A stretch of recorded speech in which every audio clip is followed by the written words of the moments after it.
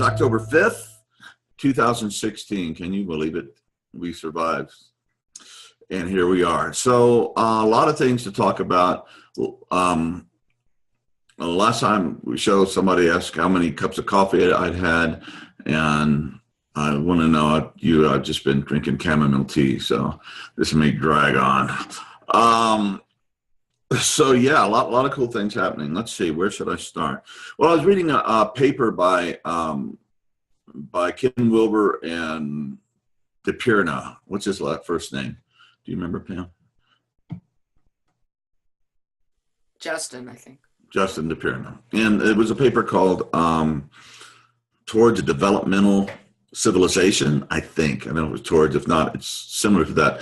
And I just got about 3 pages into it. And they said, to have this developmental civilization, I mean, I got a bunch of ideas, but what Ken and Diperna were saying were that, first of all, you need to have the knowledge of stages, developmental stages, okay?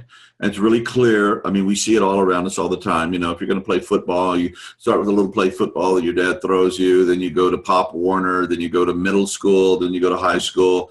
And if, you're good enough, you go to college and you play in college. And if you're, the elite of the elite, you get to play professionally. So we see that developmental, and they wouldn't have a professional team playing a game against Pop Warner. I mean, the developmental levels are just so obvious, but we don't take that much further. And so he says, in this developmental situation, which means a society, a civilization that acknowledges development, and that there's really low development, like when you're we're just a little infant. I mean, you're precious and beautiful, and there's an innocence and expression of new life, and there's all that good stuff, but there's not a lot of emotional, spiritual, intellectual, physical development. You just started the game. So the interior development is very important, these stages, and the stages of development, which I've written and spoken about, and so a bunch of other people, moves from more simple to more ever expanding and more inclusive. Or if you don't like hierarchies, which a lot of people don't because they associate them with oppressive hierarchies, like powerful and rich people oppressing people under them, then you can have expanding circles of wisdom and compassion as your developmental framework or model. So it helps you kind of wrap your head around that.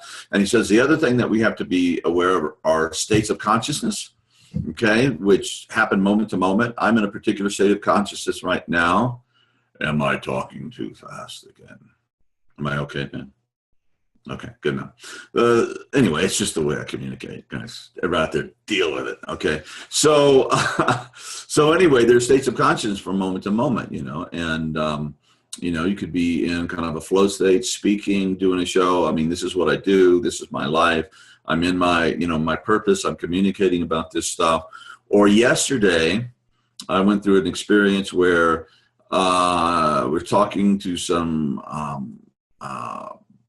people taking care of my mom. She's in this hospital, or what do they call these things? Not old folks' homes, but something. Assisted living community, blah, blah. And she has severe dementia.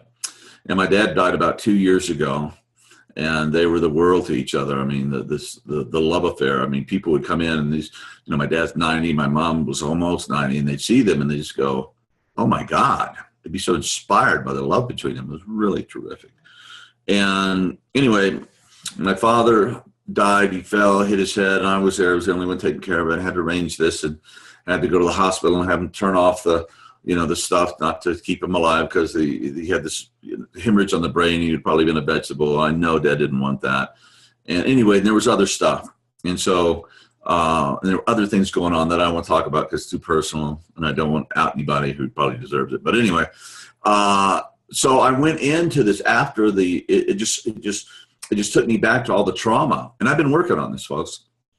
That was associated with my dad's death and everything that happened, in the family and all that around there.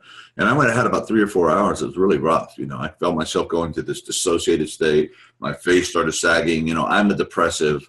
I suffered with depression brutally, for years, suicidal, deep depression.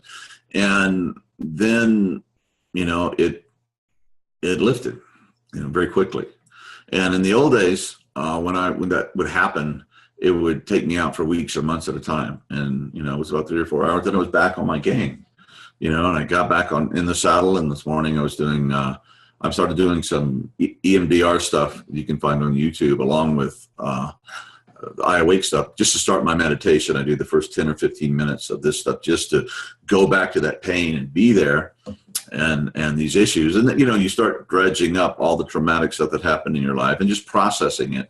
And what this bilateral stuff does with the eyes and with a lot of the tracks in iAwake, it takes these traumatic memories that kind of are processed through the amygdala, which is like this lower part of the brain that deals with survival and very powerful urges and things that keep us, on the planet and alive in emergency situations, and all the skills that our ancestors learn so that they can have us descendants, right?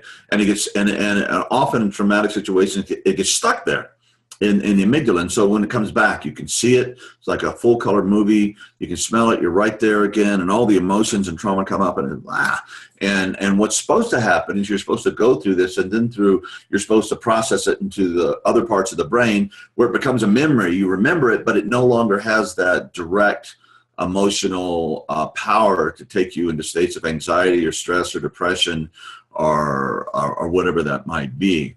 And so, I've been working on that, and it seems to be, I'm not out of the woods yet, but it seems to be I can, I'm learning a lot from dealing with that. And, when you break your leg or something, when the bone heals correctly, that broken spot can be the strongest spot. So I think our dear vice president was making a speech the other day, and he talked about his son and wife getting killed in an automobile accident. He was talking to veterans, he says, I know, and how that break became my strength, and that's what happens when we deal with this stuff consciously. So anyway, I was working on that, and making some progress. I'm not out of the woods. And it seems that, no matter all my stuff and all my issues and, my personality stuff and my neuroses, as I continue to work on myself, that they talk about in developmental psychology, and Wilber talks about that, and the Harvard developmentalist, his name skips me at the moment, Pam, you might know it, says that the subject of the prior level becomes the object of the next. So the subject, when I'm in my trauma state, and that's making me depressed or giving me anxiety or flipping me out or getting me to drink or do whatever, however I react or self-medicate, that can be the I. That's what's controlling me. But once you've integrated that and transmuted that and worked with it, this new subject arises that sees your trauma, your hurt is, that's my trauma and my hurt, but I'm no longer traumatized John. I'm a guy who's had trauma, and it's in its proper place, and I've learned my lessons, and I've worked with it, and I can go on and move on. And it's not unconscious, but it's really been processed in the way it's supposed to be. And when we get through that, sometimes if we're just like always traumatized, we just stay in the state of PTSD and panic attacks and depression and all this stuff. Other times we can repress it and put it into the unconscious and just dissociate from it, and then it causes pain in a lot of other ways. It comes up and works through the unconscious and works somatically, and we have problems and stuff like that. So either way, when we work through these things, whether it's very much in our consciousness or repressed, when we get through it, we're much happier, we're more at peace, we're wiser, and there's a lot of energy that is available for other things, like continuing to grow and continuing to be happy and to be productive and to follow your purpose and be on purpose in your life. So we're talking about, stages, and that's one of the things of stage development. I don't think you ever get rid of these things from your past, but they become like, things in the John Dupuy Psychic Museum. I remember them, there they are. I learned from them, and I can look at them back and, in retrospect, and with what I know now, see how that was actually what looked like the end of the world or horrible at the time has actually become part of my path and growth and waking up and staying awake. etc. So yeah, that's kind of how the stages thing's a part of it. There's a lot more to it. But then the understanding states, you know, when I went to that state yesterday, I understood what I was going through. There was a part of me that, even though I was allowing myself to do that, was just aware, you know, yeah, this is what I've been through, and this has been this, whatever this call, somehow re-traumatized me and brought it back up. And, you know, let's stay conscious with this and be aware of it. And then it shifted very quickly. And the other thing that Ken said, and Diperna, building on Ken's work, he says the shadow, you know, and I love how Wilber always brings the shadow into the model, because if you don't deal with the shadow, you're screwed. Okay. It's like you can have the most brilliant, you know, ideas and tradition and practices and technologies and this and that and the other. But if you don't work and acknowledge the shadow, in other words, those unconscious parts of ourselves, which for various reasons we shove into the darkness, right? Into unconsciousness. It's forbidden. We don't want to go there, either because of religious, moral issues or training, or it was too painful or whatever it is. Man, those things come back and twist us, you know, and I think so many of our spiritual teachers with a capital T never did that kind of work. They might have been good on the the emptiness side, or the big mind, God consciousness, non-dual reality. Maybe they got that. Some of them did, some of them didn't. But anyway, so let's just, for the sake of the argument, say that some did. They didn't do their own individual shadow work. And maybe they didn't do their own, our own collective shadow work. I think that's a part of it too. And when you don't deal with the shadow, the unconscious, that comes back and twists what you're doing, and it'll kick you in the ass and defeat you every time. And you'll end up a disgrace. You know, you'll fall off your podium and or your pedestal and your podium, and then everybody's hanging out in the rubble, going, "What happened? I mean, it was so cool, and then it got so weird." So you have to be open to that, to dealing with dealing with reality, what's happening, what it means to be human. All these parts of you have to be brought into the light of your own awareness and own compassion. The Catholic Church. Let's talk about the Catholic Church. I can do that. I was brought up Catholic. So I have ding, ding, ding. I can bang on Catholicism, and there's good things, and there's a lot of good Catholic, and I pretty much really dig the Pope we have now, which is amazing. But look what the Catholic Church did. They repressed sexuality. Okay, and they said all your leaders, men, right, repressed femininity, have to be eunuchs by choice to serve God and to be holy, because if you touched a woman, or God forbid another man, that's not God. Jesus never did that. Well, probably did. But anyway, and so all of that stuff got repressed through 2,000 years of, body hating, feminine hating, except for, the emergence of the Marian consciousness. And you can't keep a good God down or a goddess down, right? So there was that. It stayed with that. But just look at the horrors of the sexual abuse and the molestation and just soul killing stuff that happened for generations and was covered up by the hierarchy, because they became much more concerned with their power and their money and their position and their reputation than with the people they were supposed to be serving. And I think that's all. I say all that and dredge all that up again. I mean, it should be dredged up. You should be aware of it.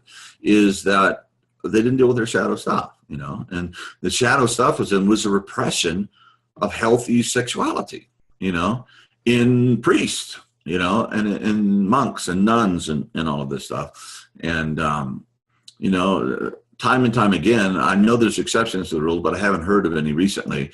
Talk about people. I was talking to someone yesterday who grew up in a Catholic school run by nuns, and they're just mean. I don't know what, they're supposed to be married to the sweet loving Jesus, but they really treat everybody terribly, and anyway, that didn't work either. And I remember when I was a kid, I visited a cousin. He was at a parochial school, and we lived down in Mexico. So our main holidays were in the winter. So we'd come up and visit everybody in the United States. And so I'd go to school with different people because nobody to play with my age. And we went to the school, and man, these nuns were just nasty. after the day was over, I was so happy to get back to my vacation and get back to the school I was going to in Mexico. So you have to deal with the shadow, okay? And you have to understand stages of development, because that really gives us a good roadmap. You know, it's kind of depressing when you arrive into your majority, you're an adult, and you think, well, this is it. This is the top of the food chain. This is as high as I can go.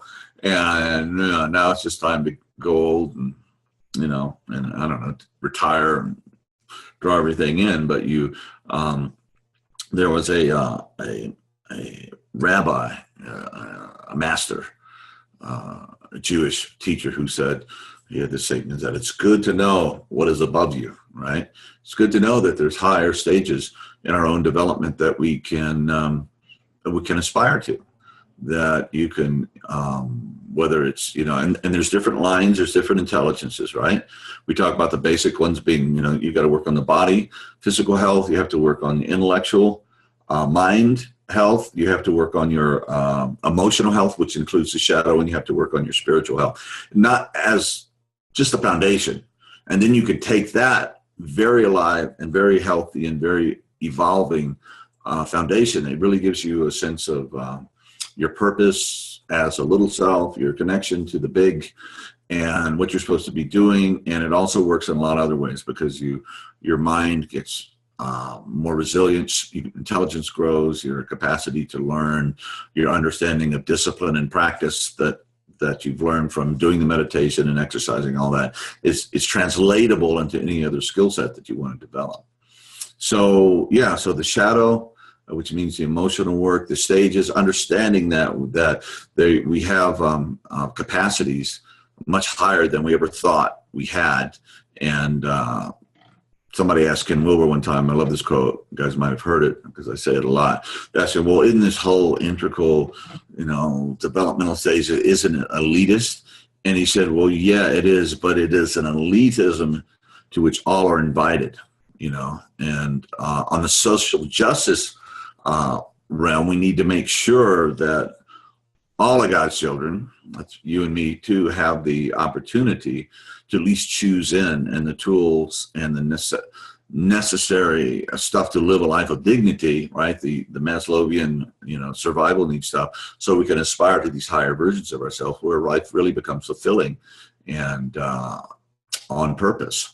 So those are the three things that I kind of been chewing around with. As far as the paper I was reading, and I was talking to a friend in Uruguay right before this, and I turned him on to a book by George Leonard, which I talk about in my book, which is called Mastery. And it's really a brilliant book.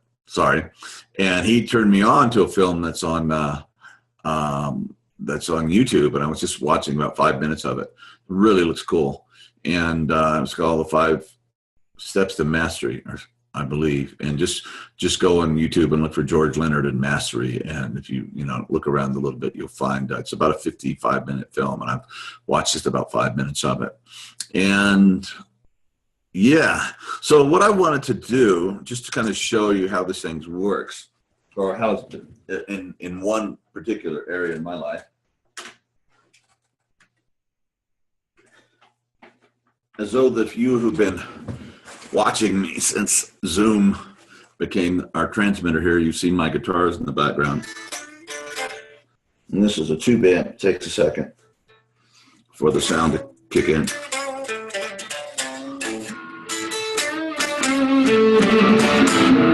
So anyway, I played rhythm guitar, how many rolls, and all that stuff since I was a little kid. But somewhere early on, I got in this Christian group, and they said you can't play lead guitar, especially electric lead guitar.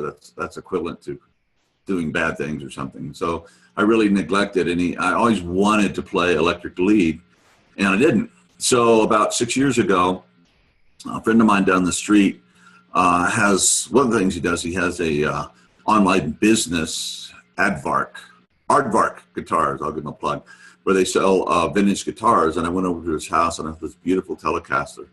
And I picked it up, and I was like, yeah, this is something I always wanted to do. And I was always, well into my 50s at that point.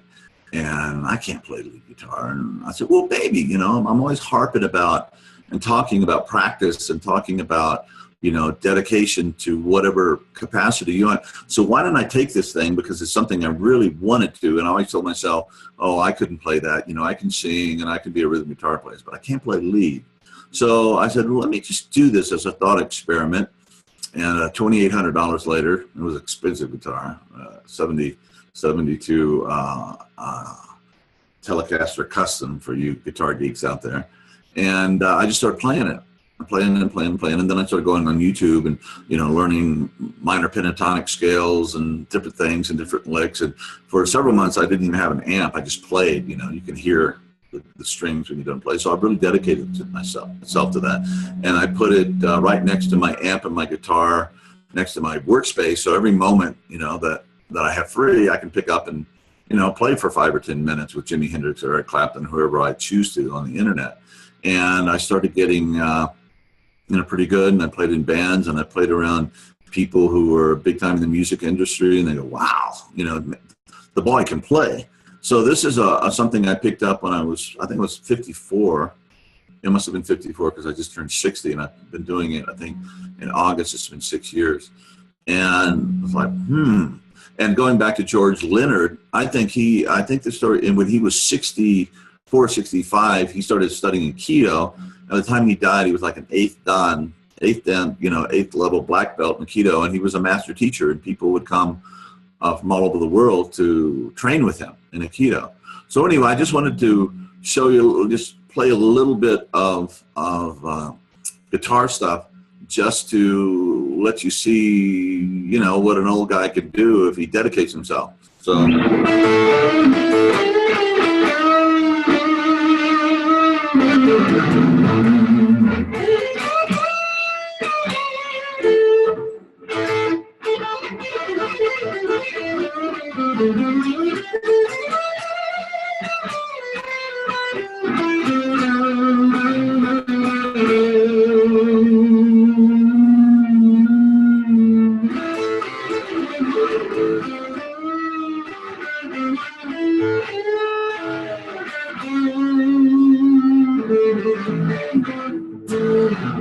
Anyway, I'm not warmed up, but I'm kind of cold. That's kind of like a little bit of showing off, because I'm, you know, but just to give you a little taste that when I'm in the groove, you know, and playing, it's pretty amazing.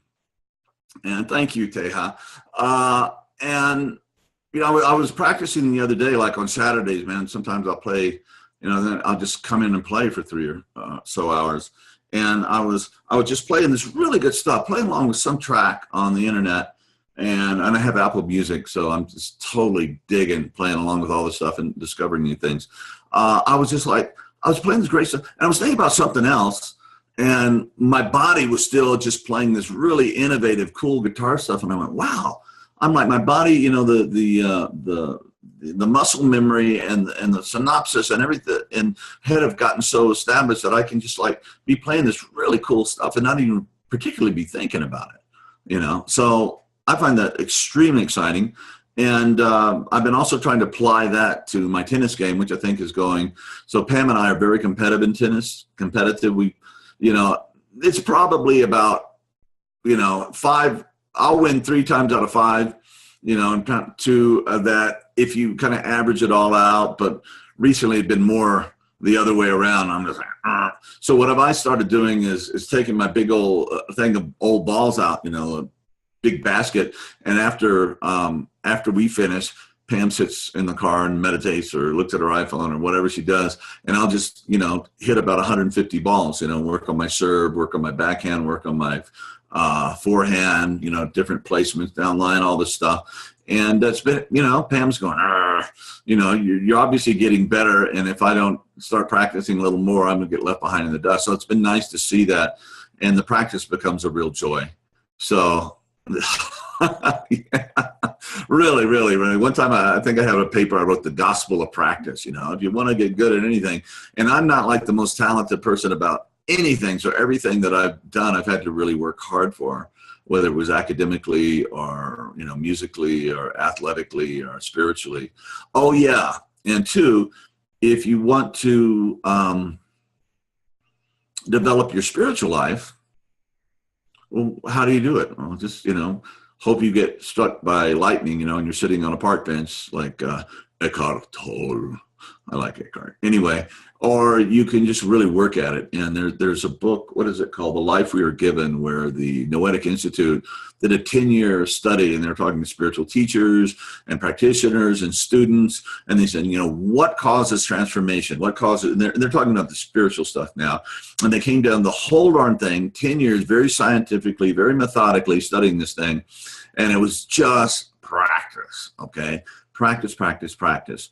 And the cool thing about iAwake is now we have these, these incredible tools. And I was listening to Healing Light today, which I hadn't listened to in quite a while. It's super powerful stuff.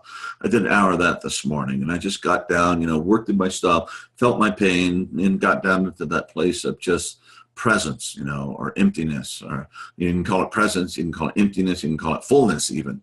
But the only kind of response is just thank you, right? Because it's a sacred healing place. And, I'm pretty good at that. And why am I pretty good at it? Because he's such an enlightened, smart dude? No, because I've been working on it for 11 years every day with really good tools and with really good information and data about how to meditate and different traditions and a lifetime of spiritual seeking too. But once I started the practice, I really started meeting my goals, spiritual goals, and that is to have kind of a stabilized awareness of spirit at all times and the non-dual nature of things. And I obviously live on the relative side of the street. Obviously I have an ego, and I have my foibles and my neuroses and my pain and my this and that and the other, but there's just a different thing, and I can go in, and when I'm considering something, I can go and hold the questions in this deep meditative prayer state that's really been facilitated by using these technologies and really sticking with it, for average about 40 hours a month, I figured out, and you calculate that by 11 years, and that's a lot of time, maybe it's not 10,000 hours, but it's getting up there. And that changes everything, it changes the whole existential story of life and death and, I don't know, cruel randomness of existence and all this stuff. And it just, I was talking to somebody the other day, and they're talking about trust, basic trust. I said, well, if you have trust in the relative world, you're a fool. If you trust everything Donald Trump says, for example, I'll bang on Trump here, you're a fool, because he lies all the time. And so you have to, Jesus said, be wise as serpents, harmless as doves. You have to be wise and really, read the contracts, get a lawyer to read the contract. Don't just trust people because whatever. Find out what the truth is as close as you can approximate and act from that place. But on a deeper level, on the level of the eternal, on the level of the non-dual, and the level of the field, in the level of spirit, the level of God, there can be total trust that it's all really okay, and it's okay. And what you are in your deepest essence was never born, was never died, never, doesn't even exist in time, And so that's on that other side of the street. And that trust and that capacity to go to that place over time with practice. And and George Leonard said, you're not always in samadhi when you're doing this stuff. You have these, you get to certain levels and you stay there for a while and you keep practicing. Then you have these points of punctuated equilibrium, and it goes up, and then you're at a new level for a while, and you have to fall in love with all of that stuff and understand the dynamics of practice. But the more you practice, the easier practice gets. And even when you don't want to do it, it's just like you find yourself doing it because you've just built in these habits of practice, and the habits of practice begin to inform you and take over. So, I guess that's what I wanted to say. And by the way, this is a beautiful guitar I'm playing. It's made in 91. It's a SG 61, a reissue. So this was like the first one they made. It was like, they called it Les Paul in the beginning, but then Les Paul said, I don't like that guitar. So he became the SG, and the Les Paul was later reborn. But this is not a show about electric guitars, so I won't talk about that. And Teja, were you the one who said I drank too much coffee? Even the chamomiles doesn't seem to be working. Anyway, so why don't we open it up to questions, comments, and we'll get this thing rolling. So if you're joined us on the webcast, there's a place for you to raise your hand. That'd probably be the easiest way to let us know. And if you are calling in, I don't think there is anybody calling in today, but it's *6. *6 will unmute you, and *6 will unmute you. So if anybody has any questions, comments about what John's been sharing, or just general questions about working with iAwake technologies, go for it. Or you can also post your questions here in the chat thing. The chat thing. Let's see. Taya, thank you. Animation for meditation for you.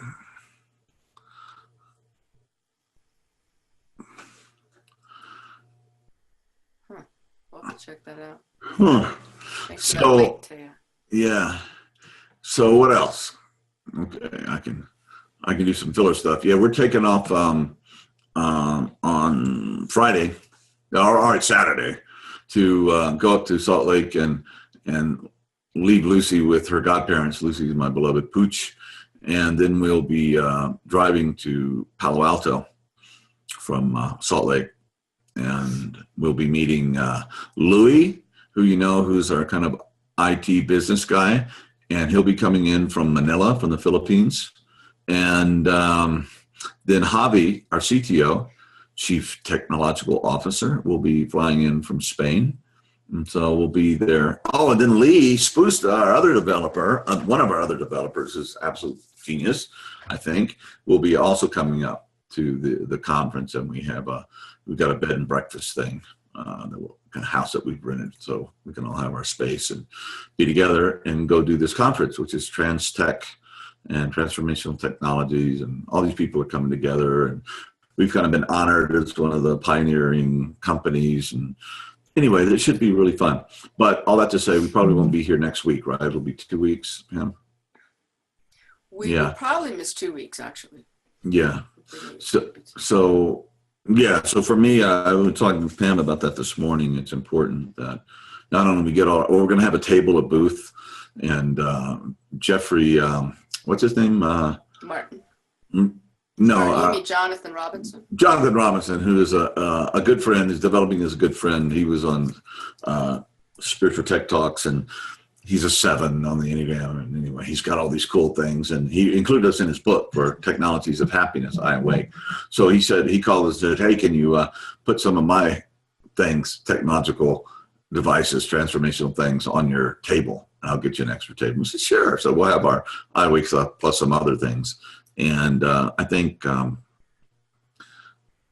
thank you, Teja. And anyway, so we're going to be doing that. Oh, and what came out is that not only we need to prepare all the stuff for the booth and, pack our clothes and make sure I got clean shirts and socks and stuff, we have to prepare the inner game, and I've noticed, I think that's the integral thing, that you realize that both are equally important. So you have to pay as much attention to your inner development and preparation as you do for your outer stuff. So Pam committed to, we're going to meditate together, right, during this trip, and with the boys from Manila, and actually they're men, but anyway, with our folks.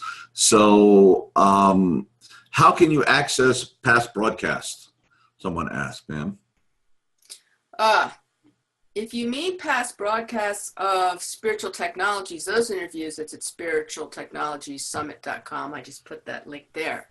And if you want past broadcasts of this, they're not up yet because we're developing a new intro and outro, since now we're moving to video. But here is the link. And it will be Alice, thanks for asking. It will be there soon. Cool. Yeah. And anybody else want to say something? Ask something? comment on something? I'll just add a little more to, where are my notes there? To going to the TransTech Conference. So many of you probably know we also did the Spiritual Technologies 2.0 online summit last February. We're beginning to make plans to do that again for 2017. That will be in April of next year. But part of what's exciting about going to the TransTech Conference is we're going to meet live a bunch of the people we interviewed. Mikey Siegel of Consciousness Hacking, Dr. Jeffrey Martin, and his partner Nicole Bradford, who used to work for, I think it's called Blizzard. Anyway, the people that made World of Warcraft. She was a top exec there and kind of found mindfulness and shifted, as so many people do. And then Judith Pennington of Mind Mirror, we interviewed. She's wonderful. She's bringing a bunch of people. She's also presenting, I believe. And Don Estes from the Portico. If you all saw that, we're due to do another talk with him. And also Jonathan Robinson, who wrote The Technology of Joy. He's going to be bringing a bunch of gizmos to the booth, so he'll be sharing some of that. So if you're in the area, come. It looks like Google is the lead sponsor for this. There'll be, sort of smaller businesses like ours, and there'll be some real up-and-comers and all that kind of thing. So. Yeah, and it's like when you're kind of practice-centric, I always plan my trips about, I have my iPod, two of these little suckers. So if I lose one, I have the other. Then I have a bunch of tracks on my iPhone. So I've got all my meditation tools covered. And I'll probably bring, several headphones, earbuds. So if you lose one goes down, you're not like, oh my God, And let's see. Yeah, we picked the place we're staying because it has a tennis court right next to it. So, we're bringing our tennis rackets, and I always, I bring all my workout clothes, and, when we stay at a hotel on the road, man, the first thing, where are we going to stay, what hotel, where can we eat? And I'm probably even for where's the local gym, so I'll be working out, doing that thing. And then I was thinking, my guitar playing, I'm going to be gone like 10 days, right? 9 days, 10 days. And, surely you can go 10 days without, playing the guitar. Why? No, I really don't want to. So I'm going to bring my guitar too. So when I have moments, I can go and, practice, because that's how you get great. Practice. So anyway, so I have my little practice thing all planned out in my mind, and, bring my supplements. I've been doing a lot of cooking with and just doing coconut oil. I don't know if you guys read about that. It's really good stuff. I actually put it in my chamomile tea this morning. And you can just drink it, and it's really kind of, it's kind of good, buttery, and it's, blood pressure, energy, there's positive fat, lose weight. It's got so many benefits, ridiculous. So anyway, that's some of the things we're doing. Yeah, we got one. It's hoping you all do some summaries of the conference when you get back and start up the next cycle of these sessions. You bet. Yeah, and we're yeah. You just get it hot, and you take a teaspoonful of this stuff, and you put it and it dissolves, and it just gives it a kind of a buttery, nice taste. And I usually drink my tea without anything, just straight, or my coffee black, no sugar, no cream. And brain octane, no, I haven't. It's way better than coconut oil. Oh, please, I'm just falling in love with coconut oil now. What is brain octane? Take a bunch of photos and videos. Good point. Yeah, absolutely.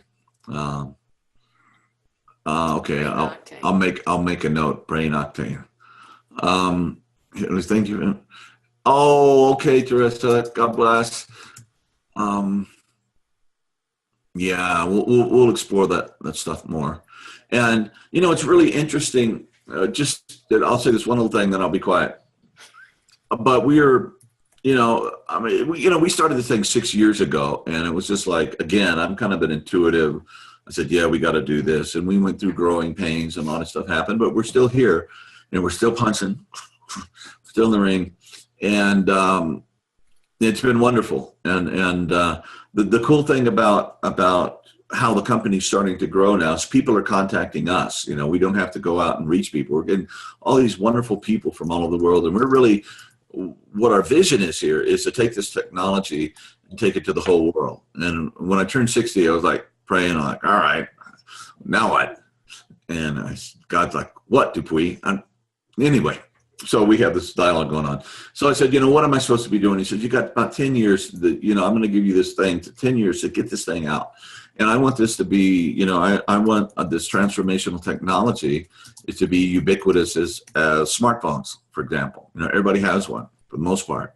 And everybody's practicing and everybody's in training, and you start with whatever brings you to the game. Your friends are getting smarter and you're getting left behind, or you're suffering and you want to heal that, or you have a deep spiritual hunger, or whatever gets you there.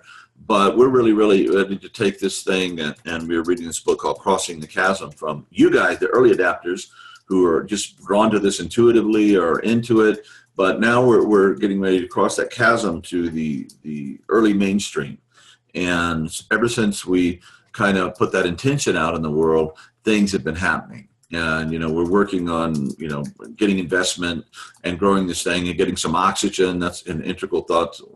When I talk about investment, it's oxygen. I mean, you're not doing it just, for the money. I'm certainly not. But, the oxygen, the energy that money and investment gives you allows everything else to happen. And if you don't have it, it's just really, it's sad because, the plant will die, the vision will die, it won't be there. So we're actually all in alignment with that iAwake team now, and we're just, putting that out there, and that's what we're going to be working on.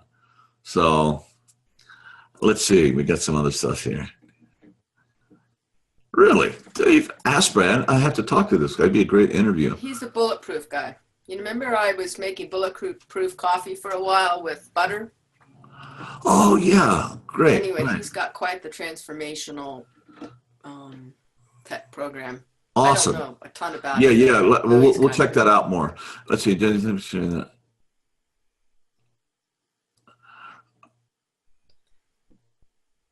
No, Alice didn't go to the Bulletproof conference.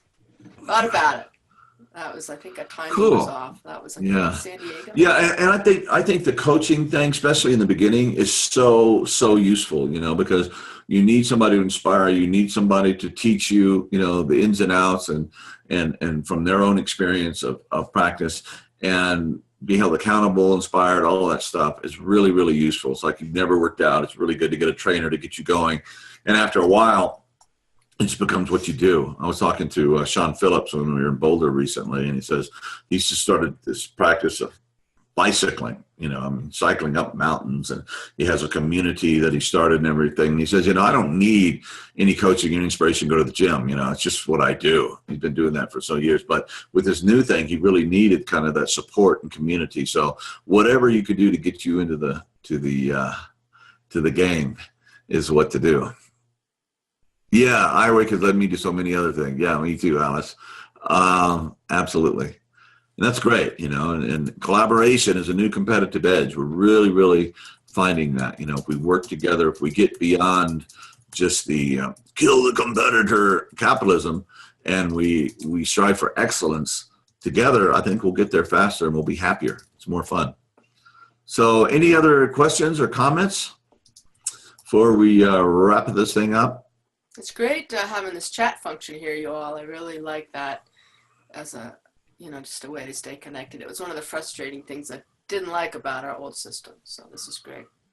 Yeah, we can. Yeah. And we John, really like. I don't know if you caught this, but John G there found out about the Finder's course, Jeffrey Martin's Finder's course, through the Spirit Technologies interview that we did with Jeffrey Martin. And he's in the Finder's course right now, which I'm planning on taking in November. And John G, you're digging it, huh? Yeah, he says. Well, he said you'll actually see if it delivers on the enlightenment.